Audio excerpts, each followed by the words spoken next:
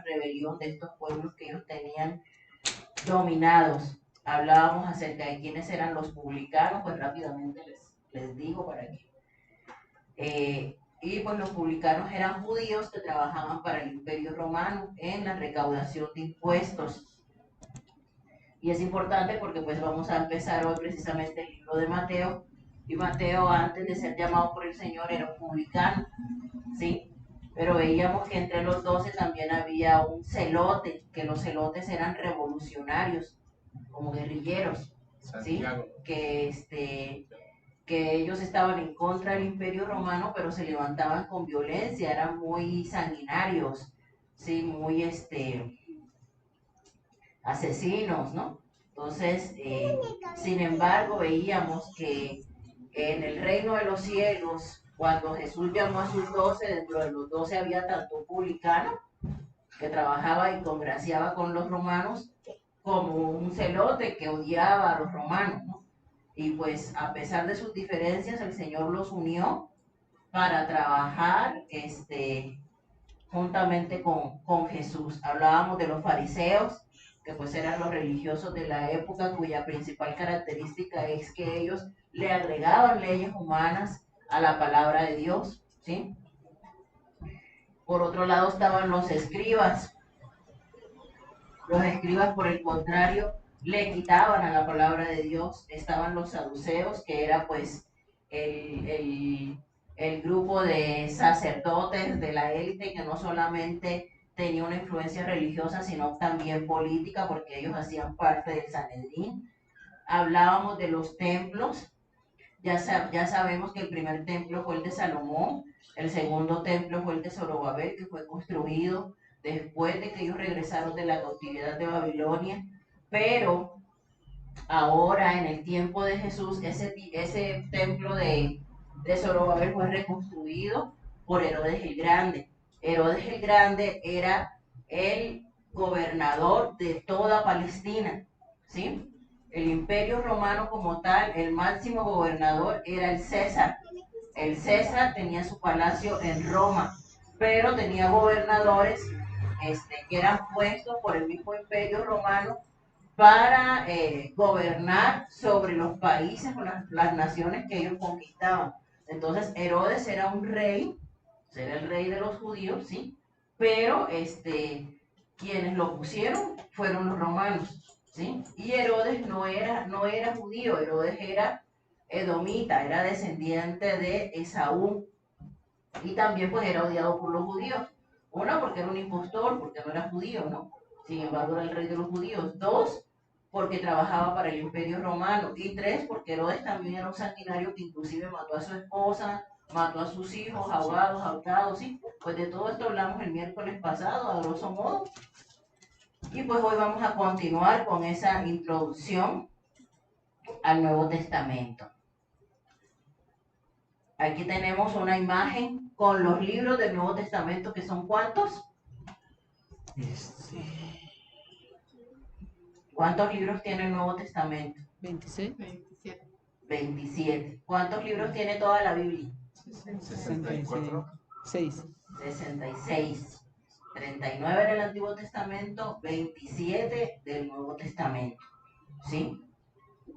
Las Biblias católicas tienen además 12 libros deuterocanónicos que no tiene nuestra Biblia porque no son libros inspirados por el Espíritu Santo. O nuestra Biblia tiene 66 libros, 39 en el Antiguo y 27 en el Nuevo. Y se dividen de esta manera. Son los libros, 5 libros históricos, que básicamente son los 4 evangelios, y el libro de los Hechos. ¿Por qué se le llaman históricos? Porque son narrativas de lo que literalmente estaba aconteciendo durante esos tiempos. Luego vienen las 13 cartas del apóstol Pablo: Romanos, 1 y 2 de Corintios, Gálatas, Efesios, Filipenses, Colosenses, Filemón, 1 y 2 de Tesalonicenses, Tito, 1 y 2 de Timoteo. Las cartas de Pablo, a su vez, las podemos clasificar de esta manera, o ahorita vamos a ver de qué otra manera también se clasifican. Lo que es Romanos, Corintios y Gálatas son cartas que hablan sobre la doctrina de la salvación. De hecho, ahorita en el discipulado, cuando acabamos el tema de la doctrina de la salvación, estuvimos viendo versículos en todas estas cartas, porque ellas nos hablan sobre la doctrina de la salvación. Efesios, Filipenses, Colosenses y Filemón son las cartas que Pablo escribió estando en prisión, ¿sí? Y una de las particularidades de estas cartas es que por lo menos Filipenses, a pesar de que fue una carta que Pablo escribió en prisión, se le llama la carta del gozo, ¿sí? Y lo veíamos el domingo en el discipulado, cuando hablábamos sobre la actitud, ¿no? Que Pablo pues no se puso a llorar, ay, estoy preso, ¿no? El Señor se olvidó de mí, no. Al contrario, el que estaba preso le decía a los que estaban libres, regocíjense, ¿no? Y otra vez digo, regocijaos, ¿no? Porque Pablo había entendido que su alabanza y que su gozo provenían del milagro de la salvación, ¿no? No de sus circunstancias que él estuviera viviendo. Luego vienen las cartas de los últimos tiempos o las cartas escatológicas, que son 1 y 2 de Tesalonicenses, que nos hablan sobre la segunda venida de Cristo. Las cartas pastorales, que son las cartas que Pablo escribió a los pastores, Tito, y primero y segunda carta de Filemón. Timoteo. Luego vienen las cartas de sufrimiento, que son Hebreos, Santiago, una y primera de Pedro. Y las cartas que dan advertencias, esas son cartas generales, estas ya no son de Pablo, ¿sí? Son de otros apóstoles. Y las cartas que nos exhortan a tener cuidado con los falsos maestros de los últimos tiempos es la segunda de Pedro, 1 y 2 y 3 de Juan, Judas. Y el último libro del Nuevo Testamento, que es el libro de las revelaciones o Apocalipsis, ¿sí? Entonces, así, esta es una manera de clasificar el Nuevo Testamento. La siguiente.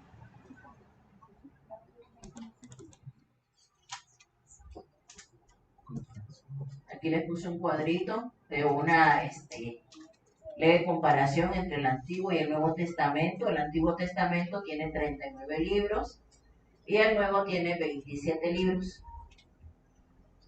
El Antiguo Testamento tiene 929 capítulos y el Nuevo Testamento tiene 260 capítulos. El Antiguo Testamento abarca más de 4.000 años. ¿Por qué?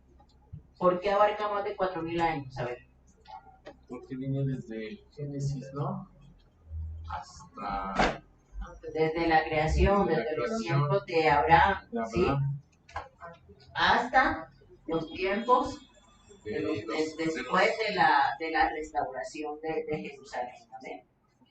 Mientras que el Nuevo Testamento, el canon del Nuevo Testamento se abre con el nacimiento de Jesucristo y se cierra con Apocalipsis. ¿Por qué decimos que dura 100 años? Bueno, porque el apóstol Juan, que fue el que escribió Apocalipsis, murió más o menos a los 100 años, ¿sí? Y estos acontecimientos que Dios les reveló en el Apocalipsis al apóstol Juan ocurrieron ya en los últimos años de su vida. Con el Apocalipsis se cierra el canon del Nuevo Testamento, ¿sí? Primero que todo, dentro de estos libros históricos que veíamos al comienzo en el dibujo de la casita, están los evangelios, que son 4, Mateo, Marcos, Lucas y Juan. ¿Quién era Mateo? El que cobraba los impuestos. El publicano. ¿Quién era Marcos? ¿Sí saben quién era Marcos? Que escribió el segundo evangelio. Era sobrino de Bernabé. Era sobrino de Bernabé, era discípulo del apóstol Pedro, ¿sí? Porque pues vamos a ver más adelante cuando ya lleguemos al libro de Hechos, que tuvo por ahí una pequeña diferencia con el apóstol Pablo y finalmente terminó siendo discípulo de Pedro, ¿no? Pero pues este joven fue el que escribió el segundo evangelio. Lucas, ¿saben quién era Lucas? Apóstol de Pablo. Discípulo de Pablo, ¿sí? Discípulo de Pablo, el médico amado de Pablo, ¿verdad? Y Juan. Juan es... ¿Quién era Juan? que los llamaron los hijos del trueno. Era Juan Que eran y Jacobo, ¿no? ¿No eran dos hermanos? Juan era otro del grupo de los 12, ¿sí?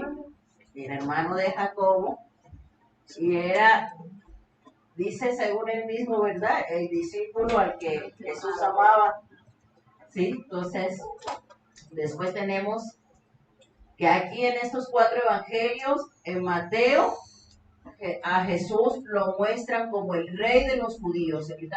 Cuando veamos el libro de Mateo vamos a ver por qué.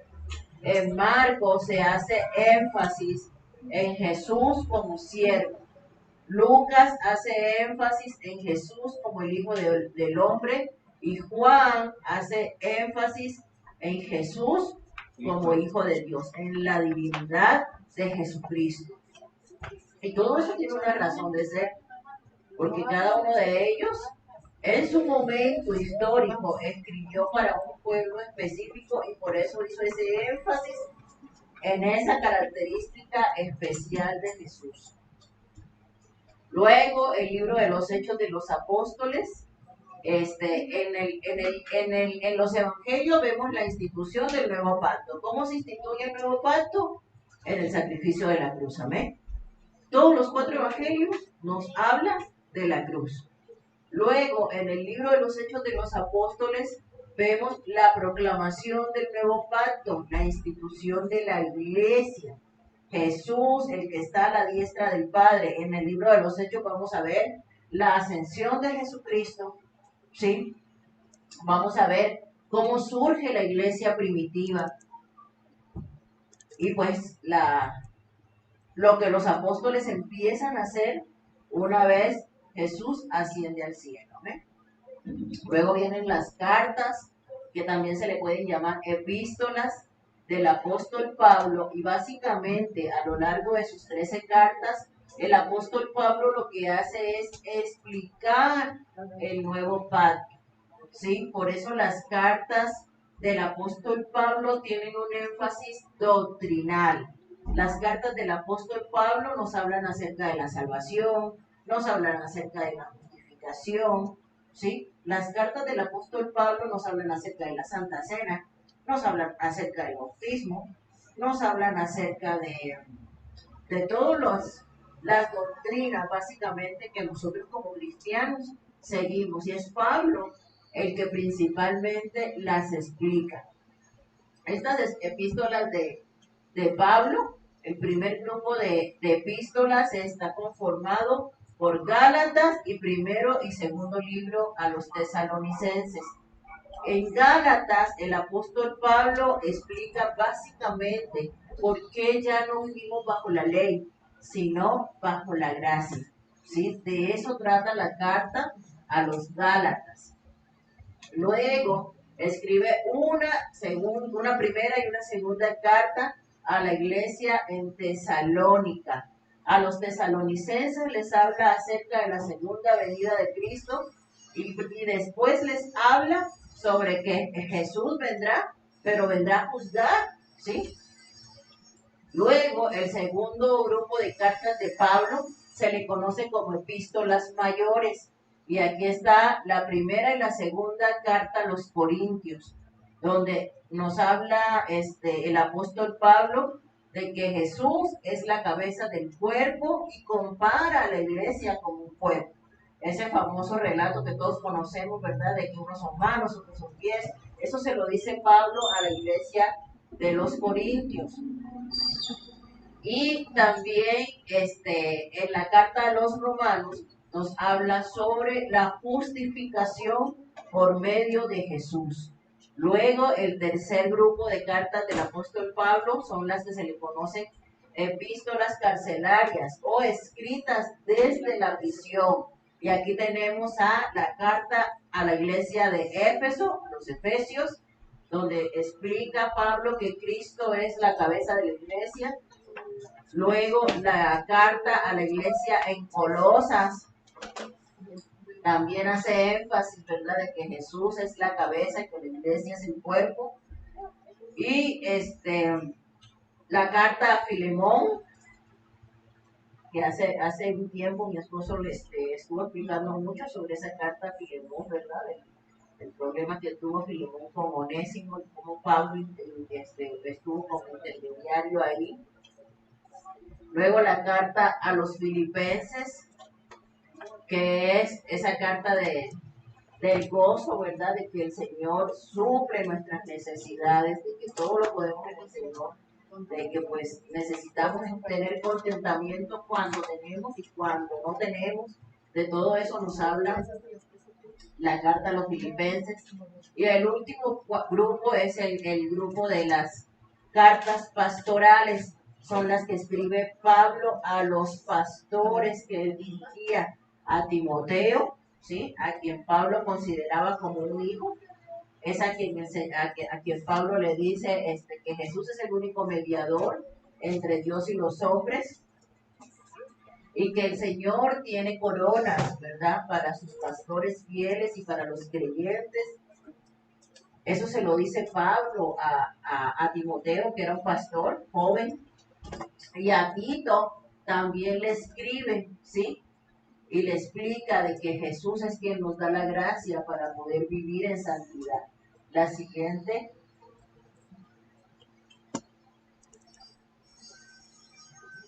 Tenemos después el grupo de las epístolas generales. La de Santiago, que apenas hace poco el hermano Gerardo predicó de Santiago, ¿verdad? Todos hemos escuchado muchas prédicas de la carta de Santiago, donde se nos habla de la lengua, ¿verdad? Donde se nos habla de que la fe sin obras es una fe muerta.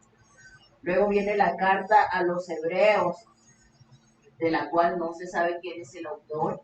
Hay varias teorías de quién fue su posible autor, pero pues no se sabe a ciencia cierta quién la escribió. Pero la carta a los hebreos nos muestra a Cristo como el sumo sacerdote. Básicamente, a lo largo de toda la carta a los hebreos, se nos hace una comparación de todo el sacerdocio levítico con el sacerdocio de Jesucristo, de los sacrificios y las ofrendas en Levítico con el sacerdocio de Jesucristo. Y por eso, hermanos, es que es necesario que nosotros, antes de ver todo esto, pudiéramos conocer el Antiguo Testamento. Porque en el Nuevo Testamento, el Antiguo Testamento es una sombra de todo lo que iba a pasar, y en el Nuevo Testamento se cumple. Entonces, si nosotros no comprendemos lo que sucedió en el Antiguo Testamento, pues no vamos a poder llegar a un entendimiento pleno de las cosas que están sucediendo en el Nuevo Testamento. Ajá. Luego Judas, que no es el Judas Iscariote, de las Judas,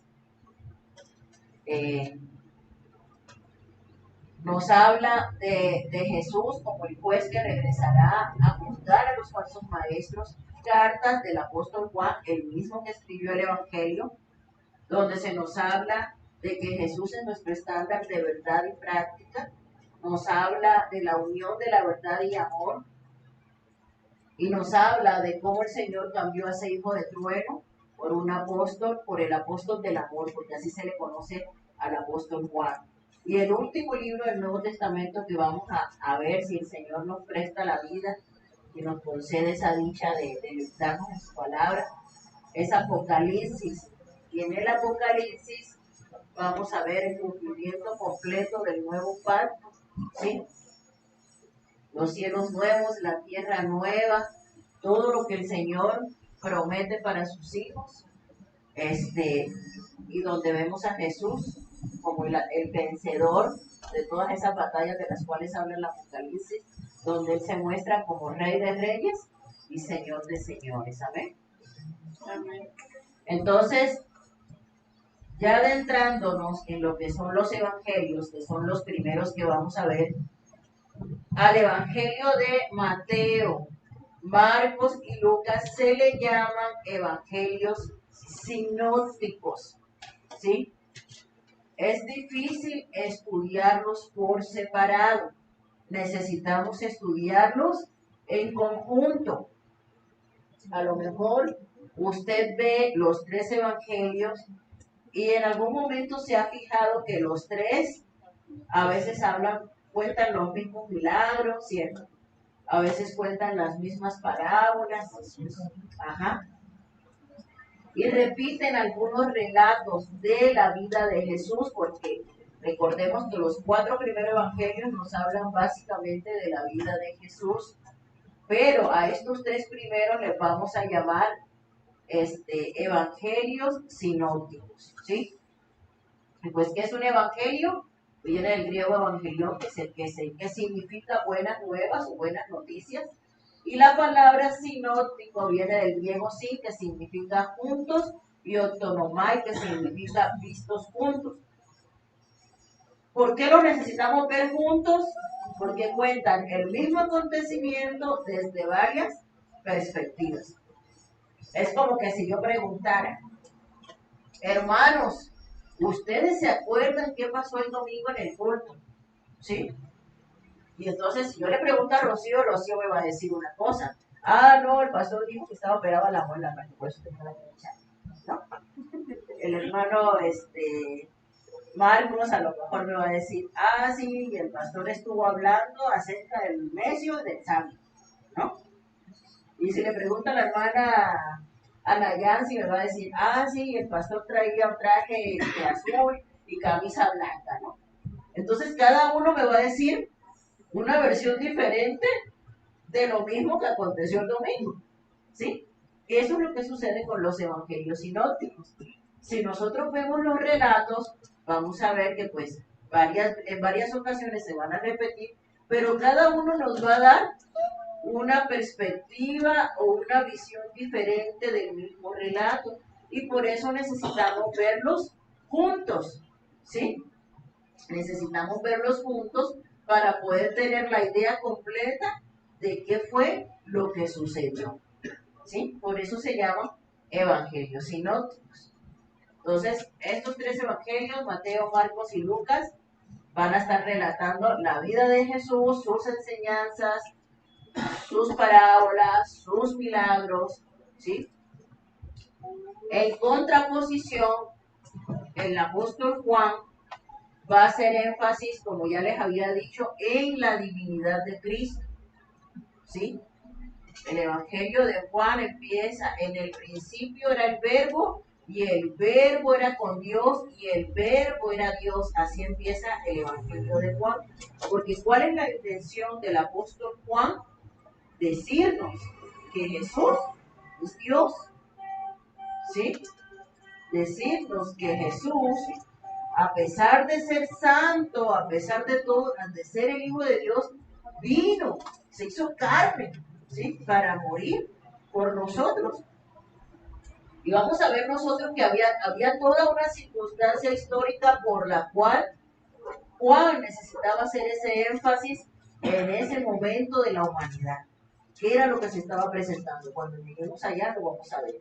Sí, porque hay una, en el ritmo, ¿verdad?, de crecimiento de la iglesia, hubo un momento en el que se levantan herejes y empiezan a decir, no, pues el tal Jesús no es el Hijo de Dios, ¿no? Y entonces en ese momento el Espíritu Santo inspira al apóstol Juan para que escriba acerca de la divinidad de Jesucristo, ¿sí? Entonces, los evangelios sinópticos van a enfatizar el ministerio de Jesús en Galilea, ¿sí? Ya sabemos que Galilea fue el lugar donde mayormente se desarrolló el ministerio y la vida de Jesús. Jesús nació en Belén de Judá, en la provincia de Judea, ¿sí? Pero muy niño se lo llevaron a Nazaret, en la provincia de Galilea, ¿sí? Date cuenta que Nazaret era como una aldea y la provincia era como decir hoy día el estado, ¿sí? Pero posteriormente, cuando Jesús empieza su ministerio y se vuelve popular, ¿sí? Ahí mismo en Galilea, en una zona marítima, en un puerto llamado Capernaum, él desarrolla gran parte de su ministerio. Y entonces en esta provincia de Galilea ¿sí? Estos tres evangelistas van a enfatizar los relatos que ellos cuentan de la vida de Jesús. Sin embargo, el apóstol Juan va a enfatizar lo que acontece con Jesús en Judea. Judea era el lugar donde estaba Jerusalén, ¿sí? Jerusalén era la capital de Judea, estaba ubicado en Judea, al sur de Israel. Entonces, en los evangelios sinópticos vemos a Jesús en acción, lo vemos haciendo milagros, lo vemos enseñando, lo vemos diciendo las parábolas, ¿sí? Pero en el evangelio de Juan lo vamos a ver orando, lo vamos a ver en comunión con el Padre y vamos a ver a ese Jesús, ¿sí? En su divinidad. La siguiente.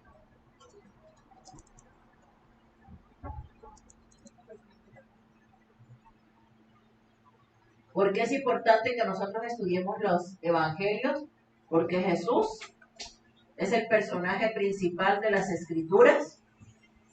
Ya lo vimos desde que empezamos a estudiar el Antiguo Testamento y cuando vimos la doctrina de Jesús vimos, ¿verdad? Cómo se acuerdan, hasta les puse una canción y todo, y vimos cómo Jesús se manifiesta o se revela progresivamente a la humanidad a través de todos los libros de la Biblia, desde Génesis hasta Apocalipsis. En todos los libros vemos una revelación o una manera en la cual Jesús se muestra a la humanidad. La siguiente. Este es un cuadrito comparativo de cómo cada uno de los evangelistas muestra a Jesús. Y esto está interesante. Mateo, el publicano, muestra a Jesús como el rey de los judíos. Ahorita que veamos el evangelio de Mateo, vamos a ver cómo Mateo hace énfasis. De hecho, el tema principal del evangelio de Mateo es el reino de los cielos. Y su énfasis es mostrar a Jesús como rey. Y Mateo se va a preocupar por mostrar el cumplimiento al pueblo de Israel de todas las profecías mesiánicas.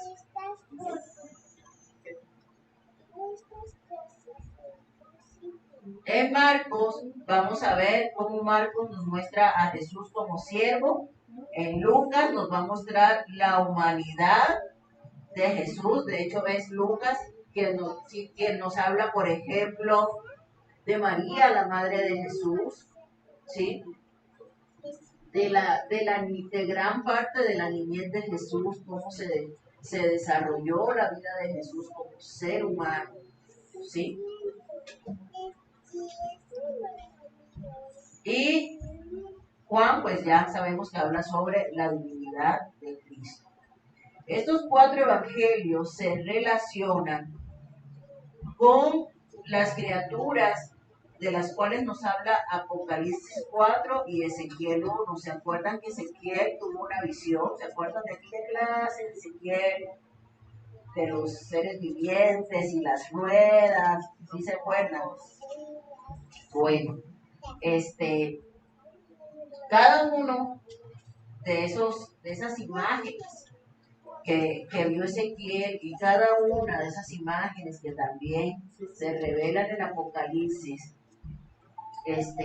nos hablan de una característica de Jesús, ¿sí? Jesús como rey, semejante a un león. Jesús como siervo, semejante a un buey. Jesús como hombre, es la tercera criatura, semejante a un hombre. Y Jesús como Dios, semejante a un ángel. Cada uno de los evangelistas tiene un estilo. Mateo, su estilo es como maestro. En el Evangelio de Mateo nosotros vamos a encontrar 3 capítulos que abarcan el Sermón del Monte, ¿sí? Donde nos enseñan cómo vivir felices, básicamente, porque de eso tratan las bienaventuranzas, ¿sí? Y Mateo es el que da ese énfasis en cada una de las enseñanzas de Jesús. En Marcos, ¿verdad? Vamos a ver ese énfasis como predicador. En Lucas vamos a ver un énfasis como historiador. ¿Por qué? Porque ya sabemos que Lucas escribió el Evangelio de Lucas y de otro libro. ¿Qué otro libro escribió Lucas? Lucas escribió, es el autor también de Hechos de los Apóstoles, ¿sí?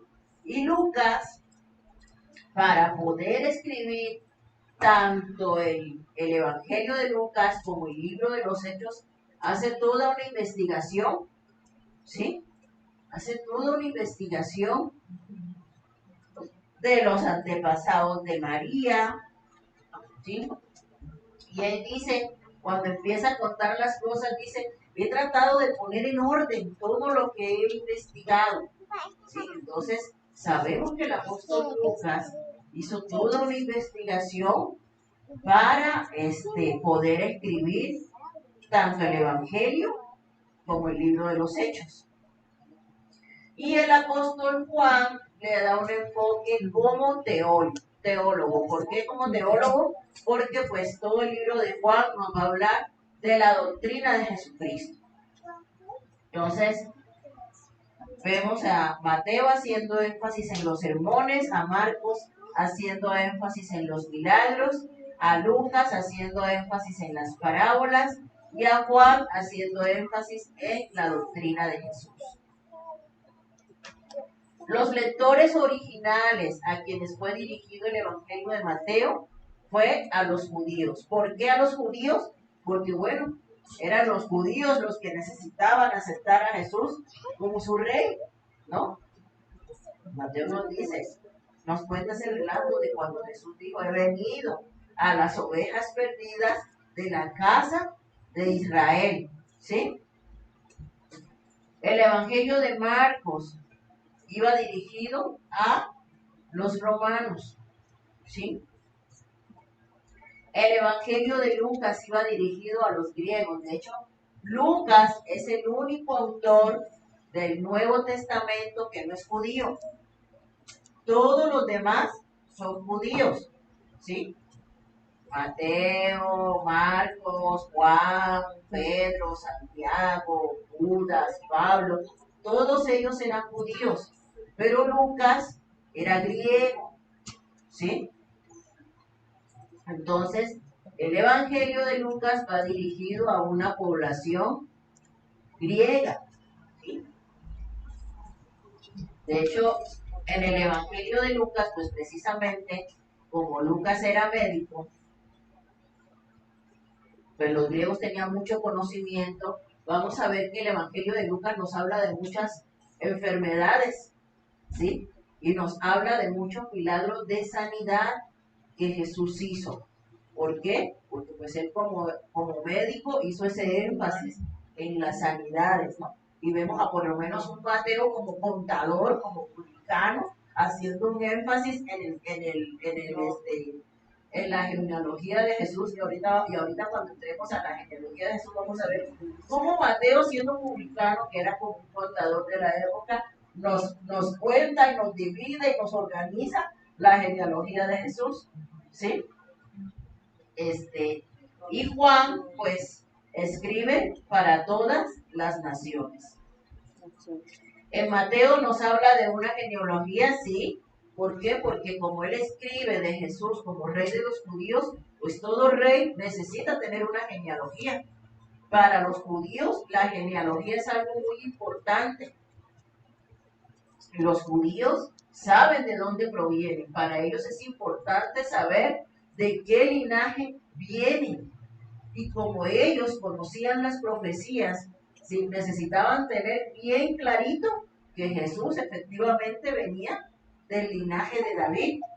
Pero pues como estamos en una cultura donde la mujer no tenía ningún valor y donde los padres varones eran los apoderados legales de los hijos, por eso Mateo nos habla de la genealogía de José, porque a pesar de que José no era el padre biológico de Jesús, porque pues Jesús fue concebido por el poder del Espíritu Santo, por ser el padre legal, ¿sí? Por ser el hombre.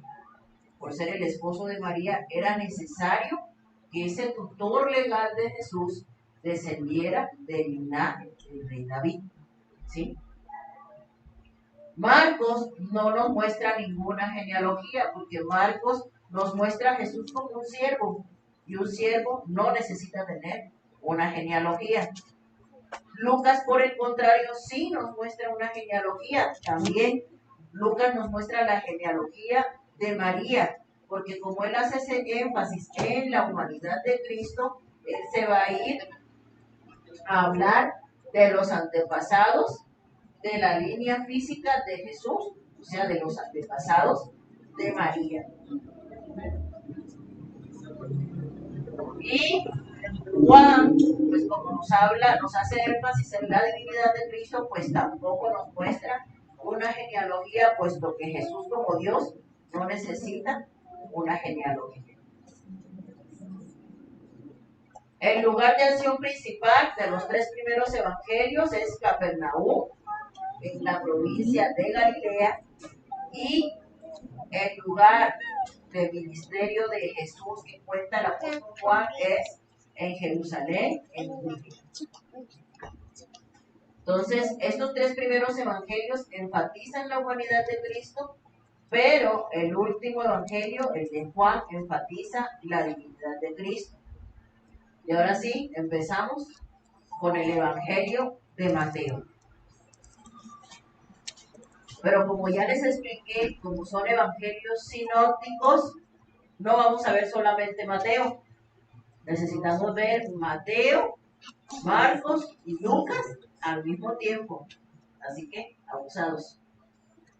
Porque vamos a ver Mateo, Marcos, la vida de Jesús a través de los tres evangelios al mismo tiempo, para que podamos complementar lo que Mateo nos dice. ¿Sí?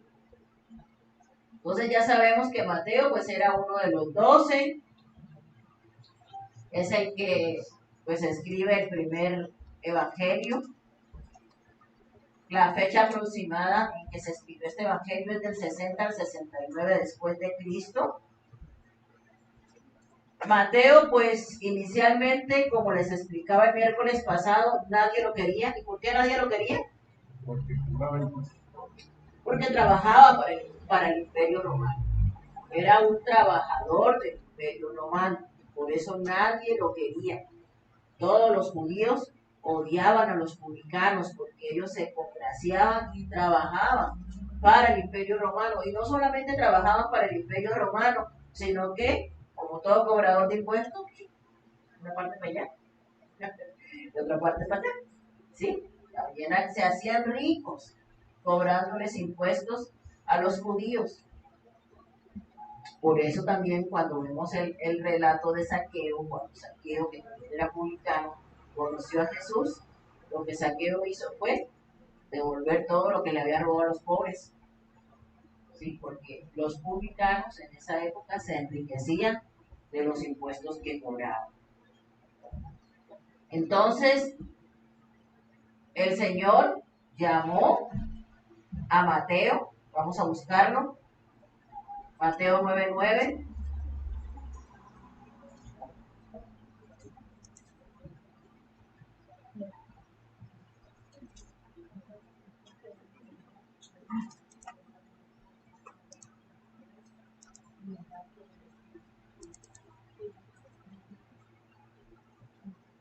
¿Alguien ya lo tiene? Amén. A ver qué dice. Pasando Jesús de allí, vio a un hombre llamado Mateo, que estaba sentado al barco de los tributos públicos, y le dijo, sígueme, y se levantó y él le siguió. Y aconteció que, estando él sentado a la mesa en la casa, he aquí que muchos publicanos y pecadores que habían venido se sentaron juntamente a la mesa con Jesús y sus discípulos. Cuando vieron esto, los fariseos dijeron a los discípulos, ¿por qué come vuestro maestro con los publicanos y pecadores? Hasta ahí. Entonces ahí vemos qué fue lo que sucedió cuando Jesús llamó a Mateo. Mateo estaba trabajando, ¿sí? En su trabajo normal, cuando Jesús, al verlo ahí sentado en el banco de los tributos, lo llamó y le dijo, sí, ¿sí? Y ahora vamos a Marcos y vamos a comprobar lo que les explicaba hace un momento. Y ahorita ustedes van a hacer el ejercicio. ¿Qué otro dato nos da Marcos acerca de ese mismo acontecimiento? Marcos 2:14. A ver si los leo, dice.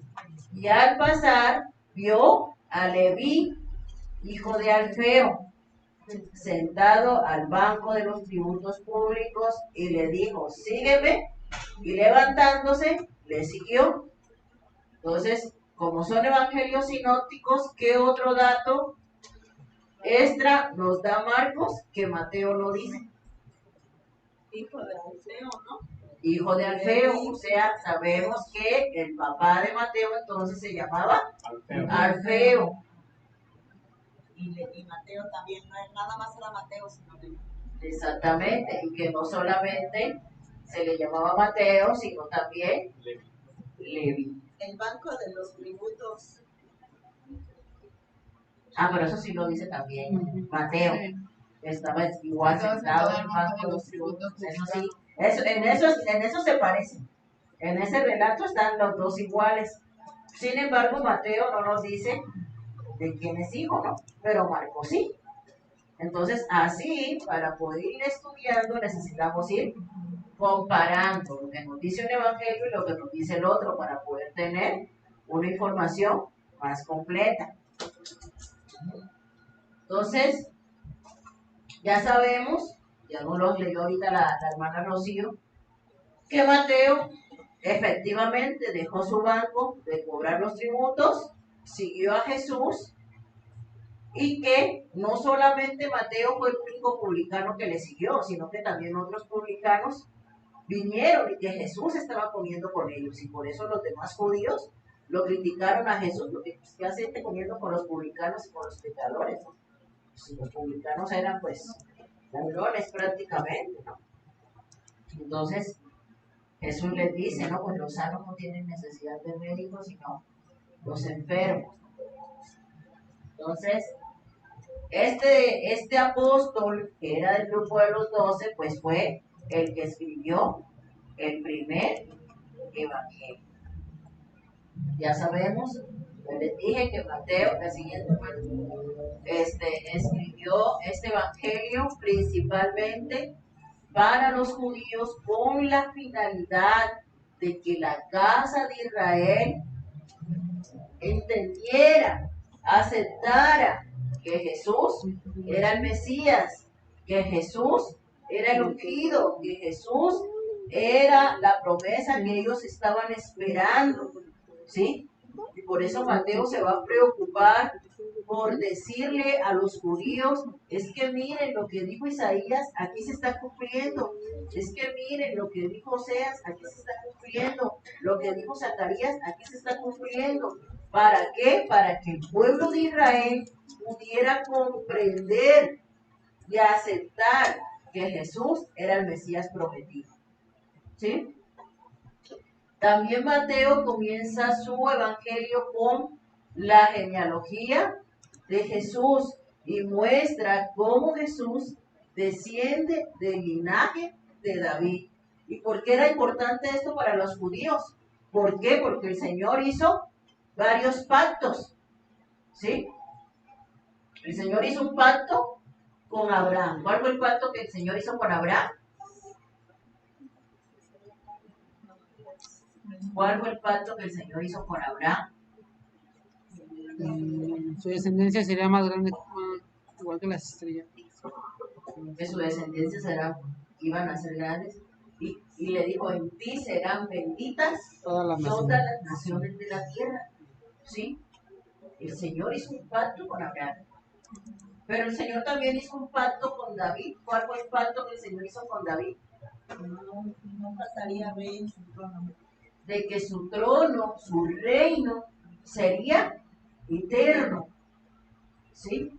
Y cuando el Señor hace ese pacto con David, se está refiriendo a Jesús, porque sabemos que terrenalmente, pues todos esos reyes tuvieron un fin, ¿sí?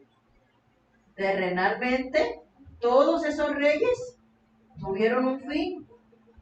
¿Cuándo se acabó el reino del sur? En el momento en el que Nabucodonosor viene y los invade.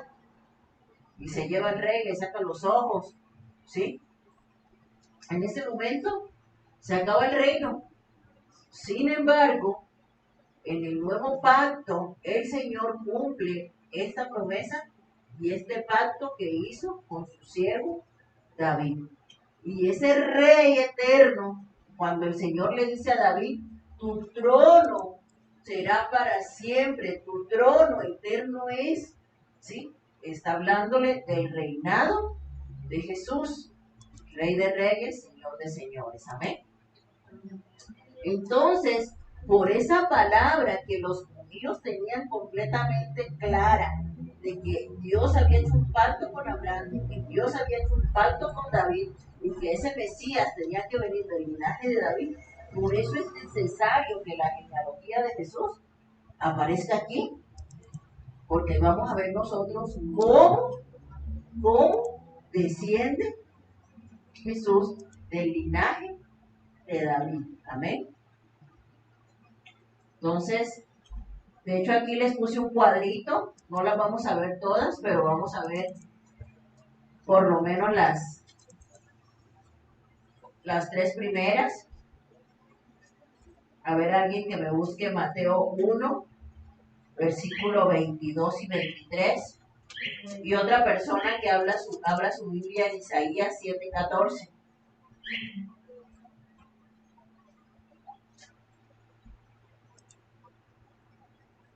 ¿Ya alguien lo tiene? Mateo 1, 22, 23. Amén. ¿Qué dice?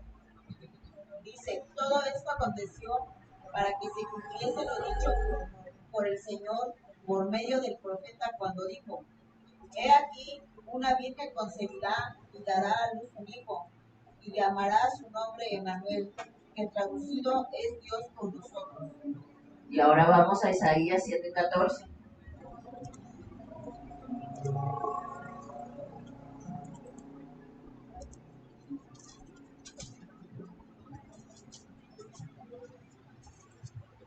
Dice, por tanto, el Señor mismo os dará señal. He aquí que la Virgen concebirá y dará a luz un hijo y llamará su nombre Emmanuel. Amén. Entonces, cuando Mateo dice, todo esto aconteció para que se cumpliese lo dicho por el Señor. Y vamos a ver que en varias ocasiones Mateo dice las mismas palabras. Todo esto aconteció para que se cumpliese lo dicho por el Señor. ¿Sí? A ver, Mateo 2:15. Y alguien que vaya buscando Oseas 11:1.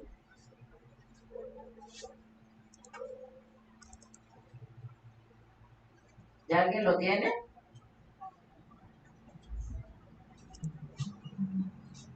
Y estuvo allá hasta la muerte de Herodes, para que se cumpliese lo que dijo el Señor por medio del profeta, cuando dijo, de Egipto llamé a mi hijo. Amén. Y ahora Oseas 11:1.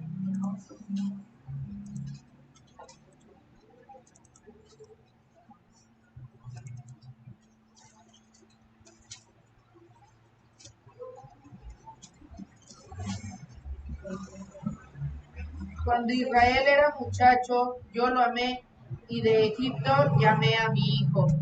Ajá, entonces ahí vemos cómo se cumple la profecía de Oseas en Mateo. Y vamos a ver el tercer ejemplo. Mateo 2, 17 al 18. Lo leo. Dice, y hay alguien que vaya buscando Jeremías 31, 15. Dice, entonces se cumplió lo que fue dicho por el profeta Jeremías cuando dijo, voz fue oída en Ramá, grande lamentación, lloro y gemido. Raquel que llora a sus hijos y no quiso ser consolada porque crecieron. ¿Qué dice Jeremías? 31:15. Así ha dicho Jehová, voz fue oída en Ramá, llanto y lloro amargo. Raquel que lamenta por sus hijos y no quiso ser consolada acerca de sus hijos porque perecieron. Amén. Ahí habla sobre la matanza de los niños, ¿no? Cuando Herodes mandó a matar a todos los niños, porque pues escuchó que había de nacer el rey de los judíos. Entonces, cada una de estas que les puse aquí en el cuadrito, las pueden revisar ustedes, y son profecías mesiánicas dadas por los profetas en el Antiguo Testamento que se cumplieron en Mateo. ¿Y por qué era necesario que Mateo hiciera énfasis en el cumplimiento de tantas profecías? Porque Mateo lo que quería era demostrarle a los judíos, este es el Mesías esperado, este es el Mesías del cual nos hablaron los profetas. ¿Sí?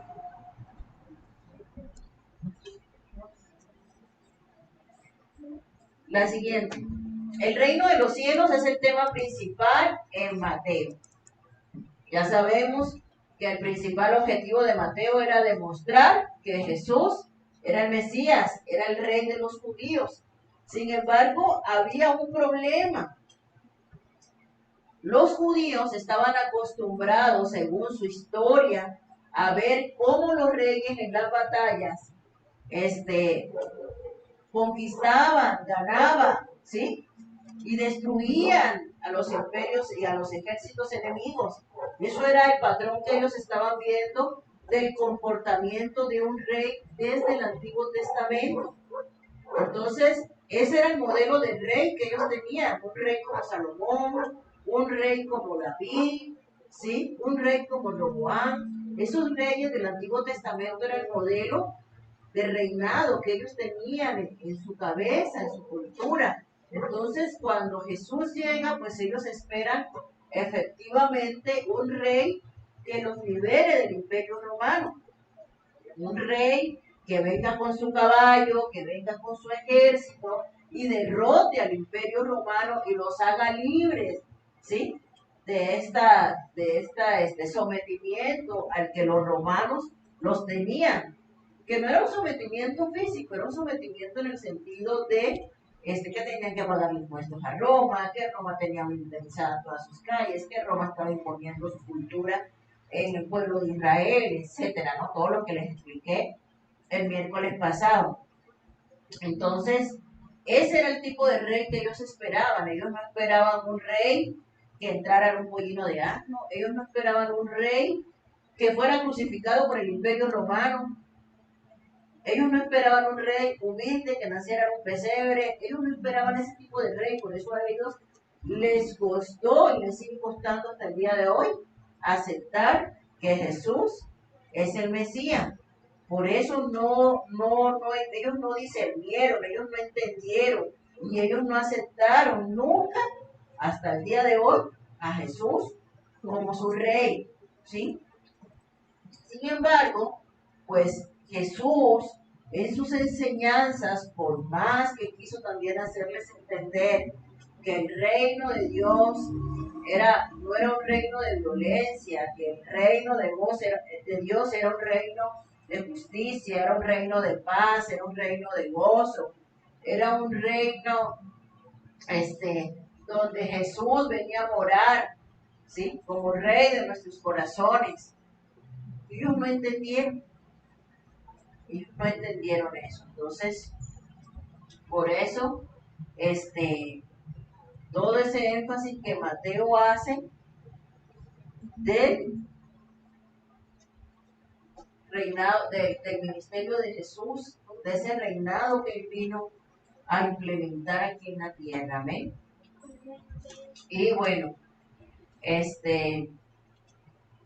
la vida de Jesús a lo largo del Evangelio de Mateo la dividimos en 5 pasos. Eso los alumnos de pasos de la vida de Jesús.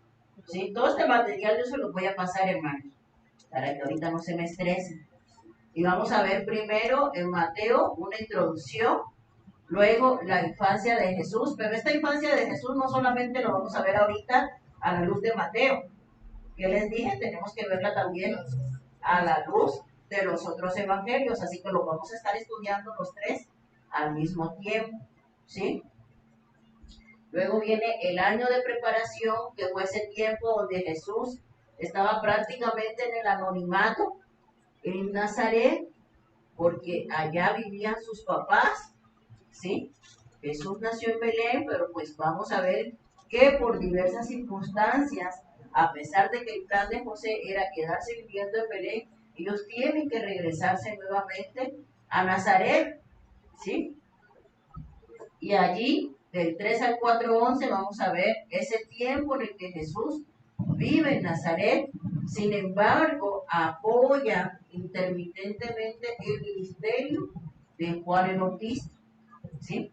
Luego, la etapa de popularidad de Jesús que se desarrolla en Capernaum, que era un puerto marítimo, ¿sí? Capernaum era un puerto marítimo donde Jesús desarrolla todo su ministerio. Esa era una ciudad de tránsito, de comercio, de mucha gente. Y allí Jesús empieza a hacer milagros, la gente lo seguía, y pues básicamente es un periodo en el que él está en su fama, ¿no? Luego viene el año de pasión o la etapa de pasión, del capítulo 14 al 27, que se desarrolla en Jerusalén. ¿Por qué? Porque en Jerusalén estaba el templo, en Jerusalén estaban los fariseos, los escribas, los saduceos, todos los que perseguían a Jesús, ¿sí? En Jerusalén estaba el Sanedrín, en Jerusalén estaban los herodianos, en Jerusalén estaba toda esa gente que se dedicó a hacerle la vida imposible a Jesús, a perseguirlo, a ver de qué manera lo hacían caer. Uh-huh. Y su vida resucitada, que fue un ministerio pues para todas las naciones. Entonces, vamos a ver la genealogía de Jesús, pues como toda persona, ¿sí? Jesús en su ministerio terrenal, como toda persona tuvo una. El propósito principal, ¿no?, es demostrar, como les había dicho, que Jesús viene de la simiente de David, que Jesús viene de la simiente de Abraham. ¿Y por qué necesitamos relacionar a David con Abraham? A ver, ¿por qué se imaginan ustedes? ¿Por qué necesitamos relacionar a David con Abraham? Eran las 40 generaciones. 40. ¿Por qué? ¿Por qué? Porque todo empezó por un hombre que se apartó de Ur de los Caldeos, después apartó a esa familia, y de ahí viene los 12 patriarcas, y de ahí viene David también de la tribu de Judá.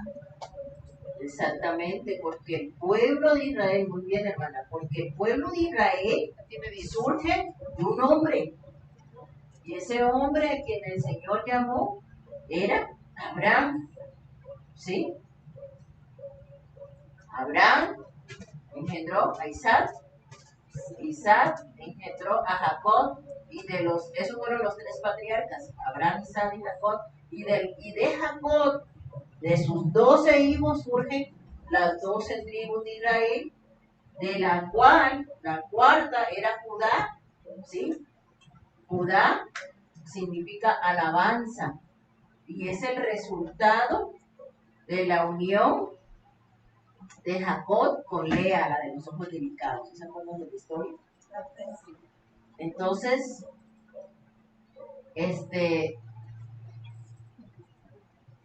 cuando la palabra dice que el rey, el Mesías, iba a venir de la descendencia de David, pues si David ¿de dónde era? A ver, ¿de dónde era David? ¿Dónde nació David? De Israel. Sí, pero ¿en qué parte? De Belén. David era de Belén, ¿sí? Entonces, si la Biblia dice que de la descendencia de David, ¿verdad?, iba a venir el Mesías, iba a venir el Salvador, entonces por eso En la genealogía se nos remonta hasta David y hasta Abraham. Ajá, porque esa tribu de Judá descendió de esos patriarcas, de Abraham, de Isaac y de Jacob, ¿sí? Ahora vamos a ver, ahora sí vámonos a Mateo, capítulo 1. Y vamos a verlo a detalle, amén. Tenemos tiempo de verlo a detalle. Abran su Biblia, hermanos.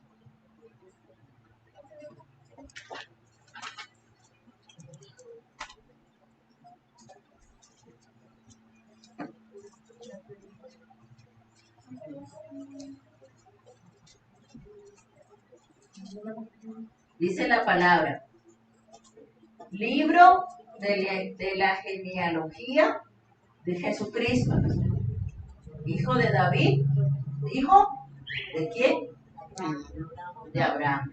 Él tenía que hacer este énfasis. ¿Por qué? Porque sabemos el pacto que el Señor hizo a David, porque sabemos que los judíos atribuían su salvación. ¿A qué atribuían su salvación los judíos? ¿A qué eran ellos hijos? De Abraham. ¿Sí? Por eso los judíos, porque ellos decían, es que Abraham nuestro padre.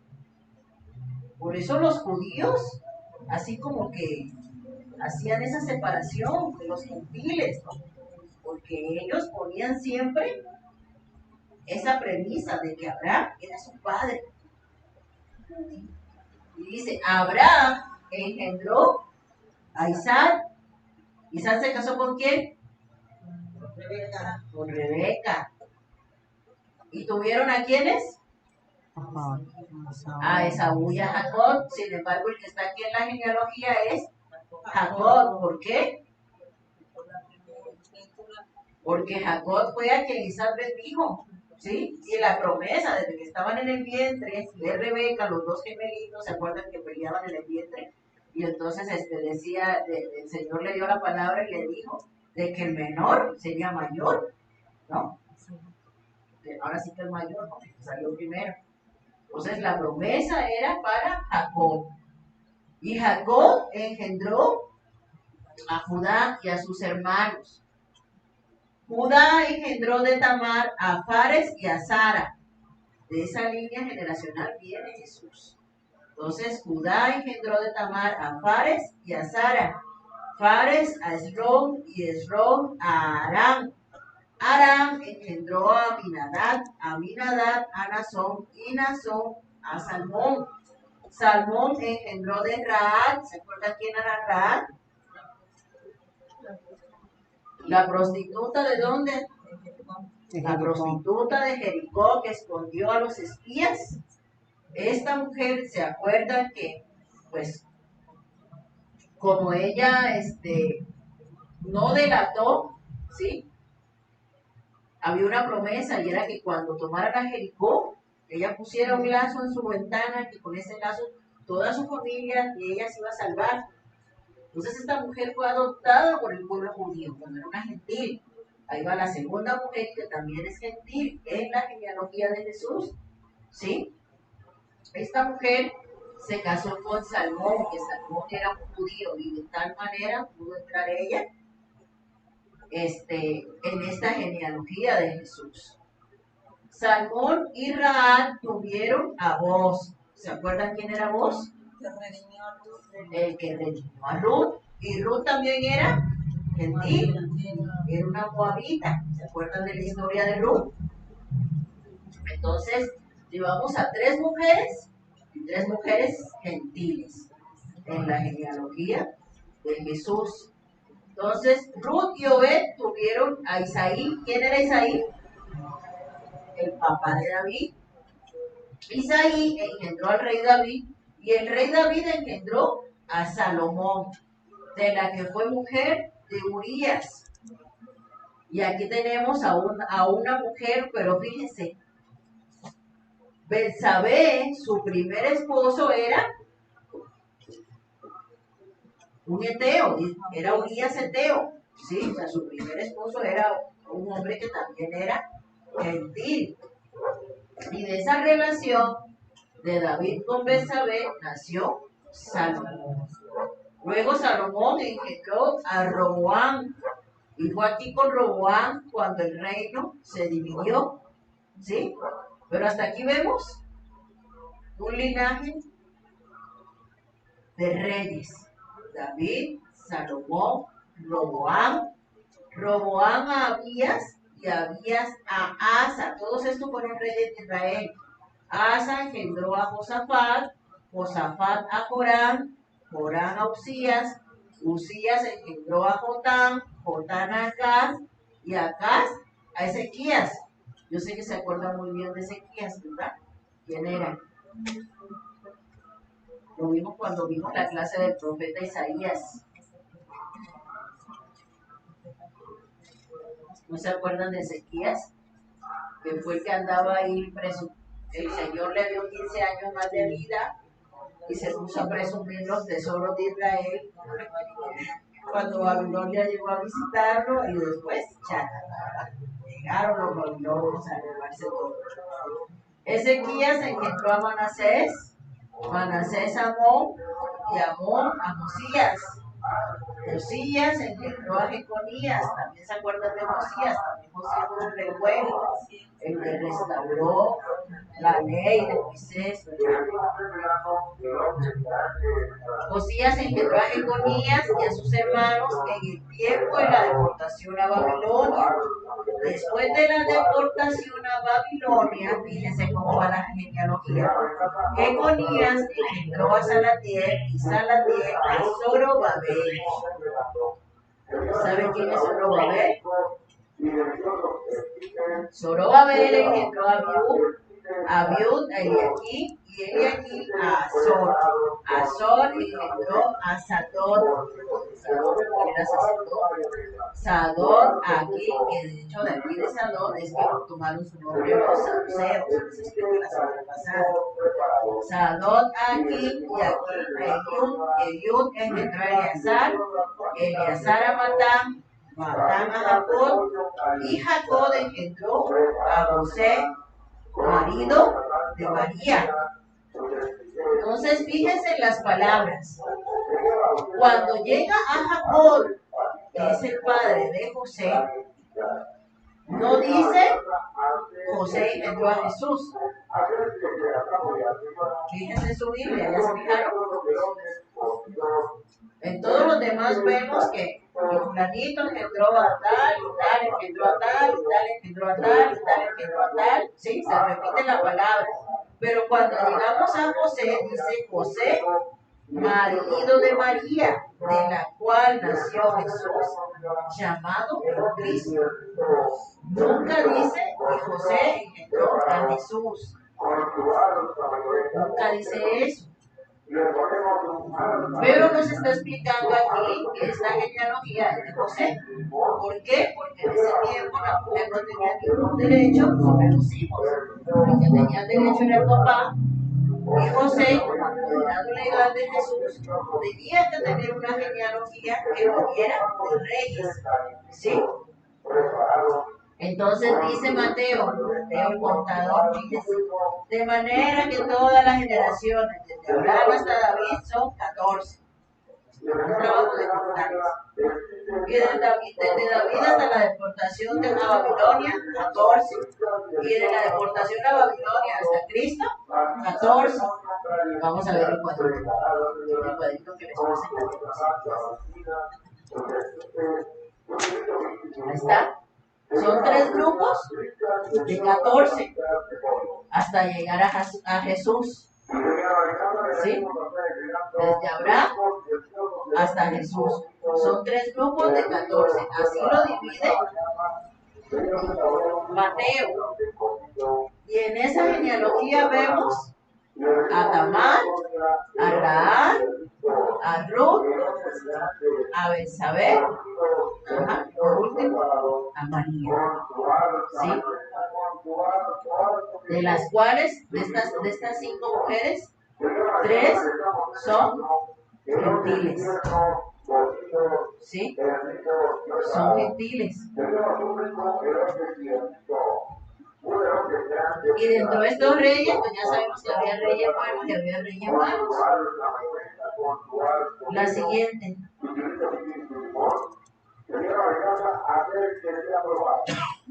Y entonces, como el tema principal de Mateo es el reino de los cielos, ¿sí?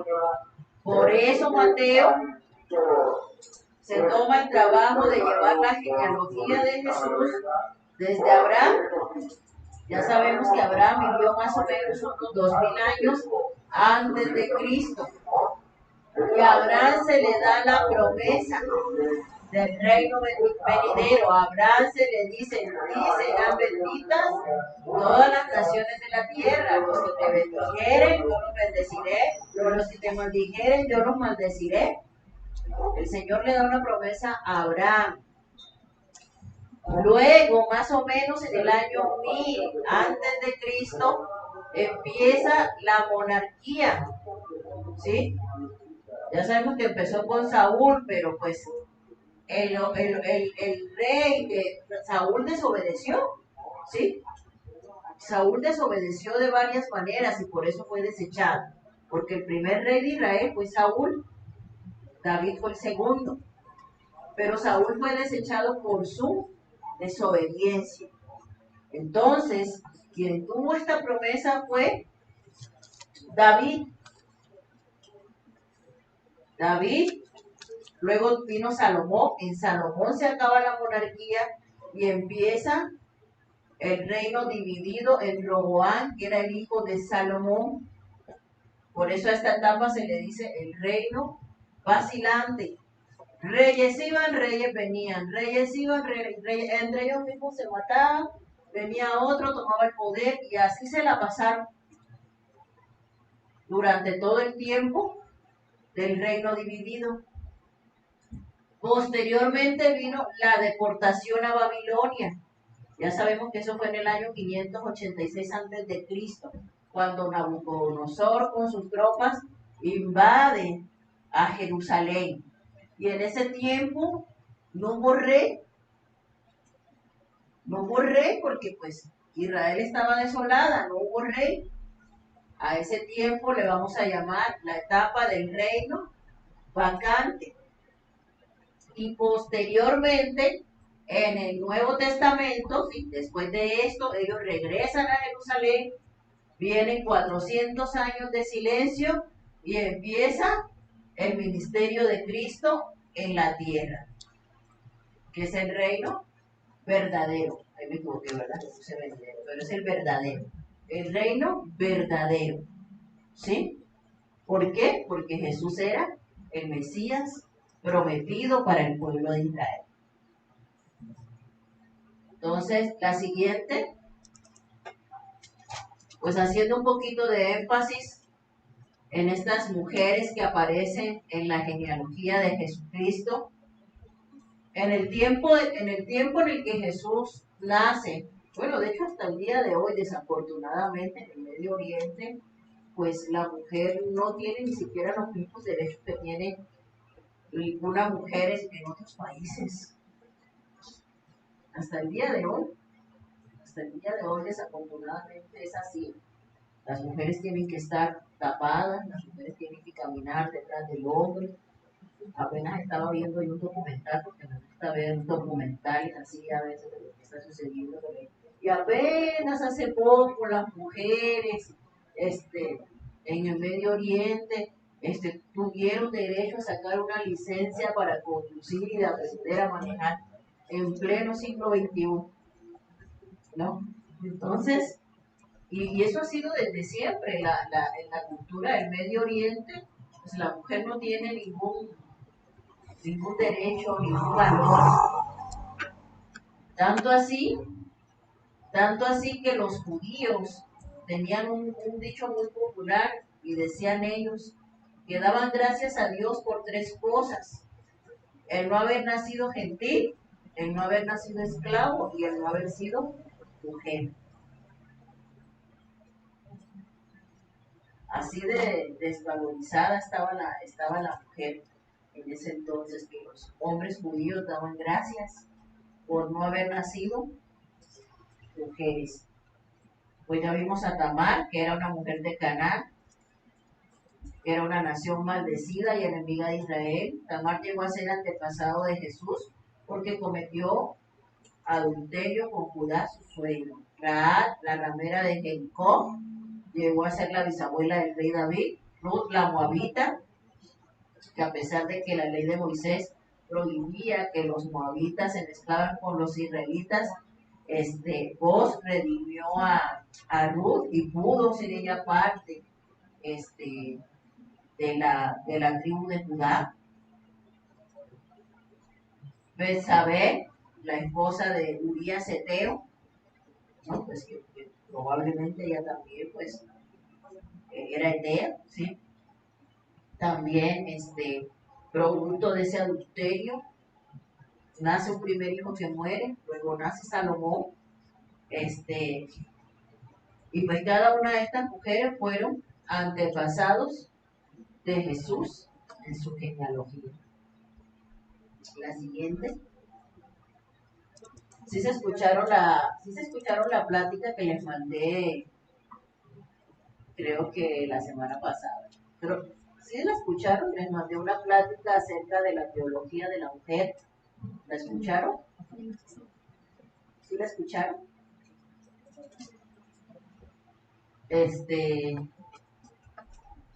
¿Y por qué es importante que nosotros sepamos acerca de la teología de la mujer? Porque en muchas denominaciones la mujer no tiene derecho ni siquiera a hablar en la iglesia, porque eso lo consideran prácticamente una blasfemia.